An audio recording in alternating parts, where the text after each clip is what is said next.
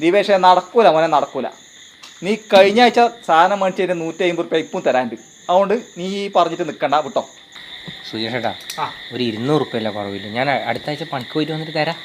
എടാ അതൊന്നും പറഞ്ഞിട്ട് കാര്യമില്ല. പൈസ തരാണ്ട് ഇനി സാധനം ഞാൻ തരില്ല. അല്ല നിനക്ക് എങ്ങനെ ഈ മീട്ട തോക്കിൽ തരില്ല പറയാൻ പറ്റുന്നത്? ഇവന് ഏത് മീട്ടത്തൊക്കെ ഞാൻ കാര്യം പറയും. ഒരു മനുഷ്യത്വം കാണിക്കോ?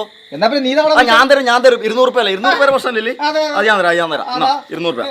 ഓന്റെ മൂത്ത് വലിച്ചറി അവന് സാധനം മേടിച്ചു പോകും. സുജേഷേട്ടാ ഇനിയെങ്കിലും നിങ്ങൾ സാധനം കൊടുക്കും. എഴുതി തരും. പൈസ തന്നാൽ ഞാൻ തരും സാധനം. നീ ബാക്കിലേക്കാ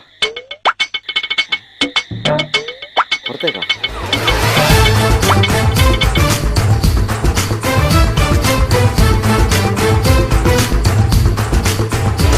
വലിയ ഉപകാരം ചേട്ടാ.